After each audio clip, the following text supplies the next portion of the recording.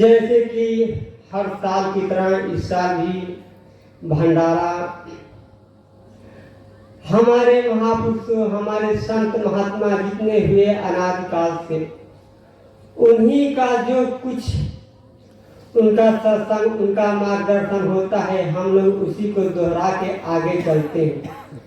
क्योंकि गीता, रामायण, भागवत जो भी आप उठा के पढ़ेंगे, उसमें सब में एक ही चीज केवल बताया गया है कि एक केवल परमात्मा की भक्ति। वास्तव में वो जो भगवान है, जो परमात्मा है, उसका भक्ति हम कैसे करें, कहाँ मिलेगा? तो हमारे संत महापुरुष अनाद काल से जितने हुए, वो केवल यही बताए कि इस संसार में केवल एक भक्ति ही केवल सत्य है। क्योंकि शंकर जी ने पार्वती से बताए, उमा कहूँ मैं अनुभव अपना, सत हरि भजन जगत सब सपना। वास्तव में जितना इस संसार में हम लोग देखते हैं, ये संसार में सब लोग केवल नश्वर है, केवल ये परमात्मा और उस भगवान का भक्ति ही केवल सत्य है। क्योंकि इस संसार में जो भी आया है, सबको एक दिन यहाँ से जाना है। खाली हाथ आए हो और खाली हाथ जाओगे। कोई कुछ लेकर इस संसार में यहाँ से जाता नहीं। लेकिन फिर भी एक सज्जन हमारा भक्ति भजन करता है, वहां जगह जाके देखो वो हमारा भजन कैसा करता है। तो नारद जी के पास तो कोई धाम, उनके पास तो कोई धाम काम तो है नहीं, वो तुरंत चले गए। वहां जब पहुंचे तो देखो वो बेचारा सज्जन अपने खेत में अपना खुरपी चला रहा था। लेकिन नारद जी वगैरह घर पे गए तो उनके परिवार वाले ने बैठाए, तो वहां पे नारद जी बैठे थे। इतने में सज्जन आया, अपना खुरपी फरता लेके वहां पे रखा और खाना खाया और तुरंत अपना खुरपी फरता उठाया। इसके बाद फिर वो अपने खेत में चला गया। तो नारद जी सोचे कि भगवान बोले थे कि हमारा चिंतन भजन करता है, ये तो बहुत बड़ा मायावी है, इसको तो ये भी नहीं मालूम है कि कम से कम हमारे द्वार पे महात्मा बैठे हैं, उनका हम प्रणाम कर ले। तो वहां पे नारद जी उठ के तुरंत गए भगवान के पास। तो भगवान से पूछने, भगवान बोले कि नारद जी वास्तव में उसके पास 1 मिनट भी आपसे बात करने के लिए समय नहीं है। तो नारद जी बोले क्यों? तब वहां से भगवान दिखाए कि देखो वो वहां खेत में खुरपी चला रहा है, फिर भी हमारा नाम ओम ओम का जाप कर रहा है। लेकिन उसके पास जिम्मेदारी भी है, परिवार है, बच्चे हैं, इतनी बड़ी जिम्मेदारी भी है, फिर भी हमारा ध्यान कर रहा है, हमारा नाम जप रहा है। लेकिन तुम अपना घर परिवार छोड़ दिए हो, तो हमारा भजन ही भर तो कर रहे हो, तो कौन सा बहुत बड़ा तीर मार रहे हो? तो वास्तव में कहा जाता है कि हमको कुछ छोड़ना नहीं है, केवल हम जहाँ से हैं, हम जहाँ पे खड़े हैं, वहीं से हमारे अपने चित्त वृत्ति को केवल घुमाना है कि हम अपना जो सब कुछ काम करते रहे, थोड़ा से भगवान का भी याद करते हैं। क्योंकि हम अगर छोटा सा भी सामान खरीदते हैं तो उसको हम 4 बार देखते हैं, लेकिन भगवान इतना सुंदर मानव तन दिया है, लेकिन भगवान को जल्दी याद नहीं करते। लेकिन ऐसा क्यों?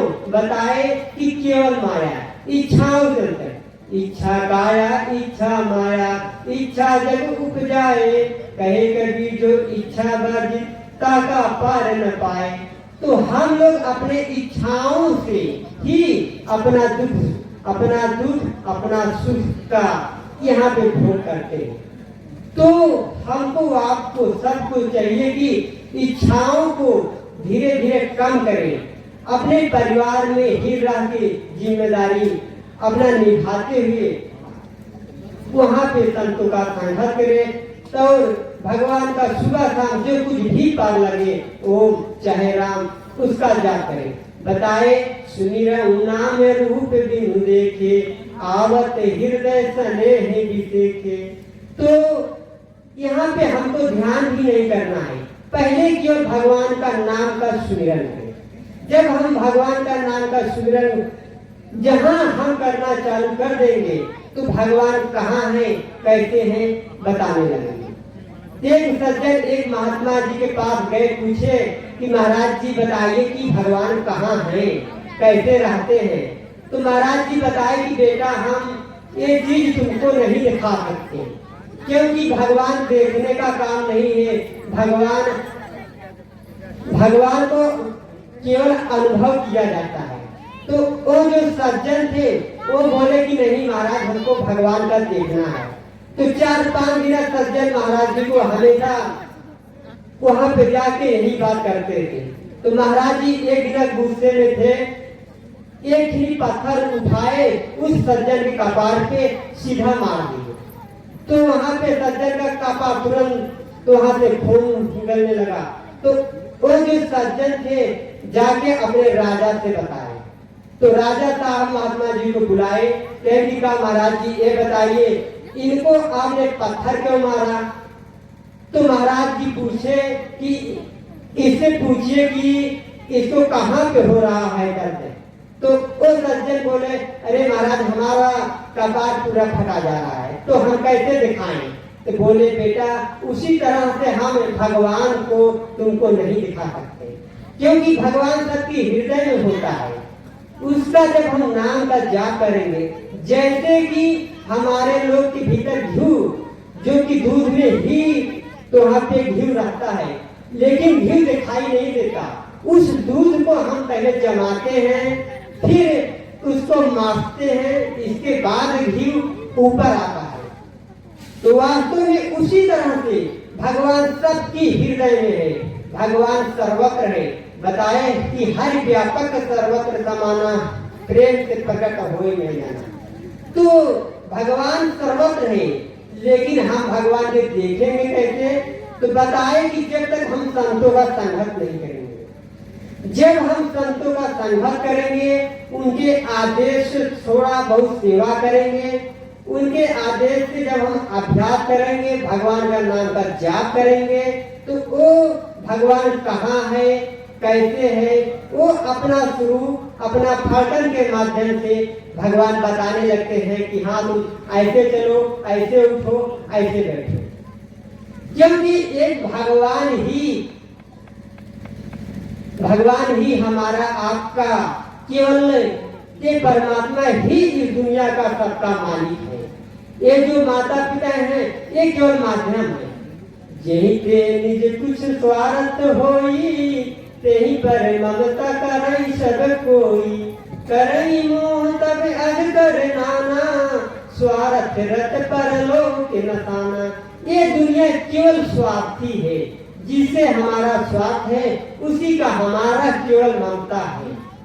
तो हमको आपको सबको केवल अगर मानव तन मिला है तो जो कुछ भी तो हमसे हो सके अपने आसपास आश्रम में जाए, वहाँ अपना झाड़ू मारे, वहाँ के जो महाराज जी हैं उनके बताए हुए अनुसार से थोड़ा बहुत अभ्यास करें। नहीं तो ये मानव तन अगर हम भगवान का भजन नहीं कर रहे हैं तो हमारा तन जानवर तन एक समान होता है। इसलिए सबको चाहिए, चाहे बेटी हो, चाहे बहन हो, चाहे पुरुष हो, सबको चाहिए कि एक केवल परमात्मा का भक्ति करना चाहिए। एक केवल भगवान का भक्ति से ही इस जीव का उद्धार होता है। बोलिए श्री सद्गुरुदेव भगवान की जय। गुरुदेव भगवान की जय। जैसा कि भगवान महाराज ने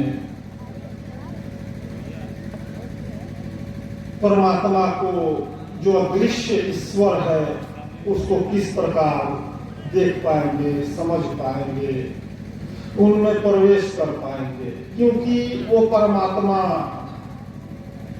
आंखों से तो देखा नहीं जा सकता। तो किस प्रकार उसका विधि क्या है, उसका तरीका क्या है।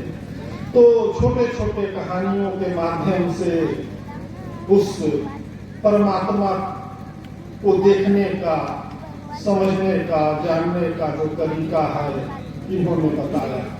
वो तरीका, वो विधि क्या है जिससे अनविजुअल जो ईश्वर है वो सिग्मेटिक हो सके, प्रिवेल हो सके, इमर्ज हो सके, उसका वो मेथड क्या है, उसका वो प्रोसीजर प्रोसेस क्या है, उसका वो रोड मैप क्या है।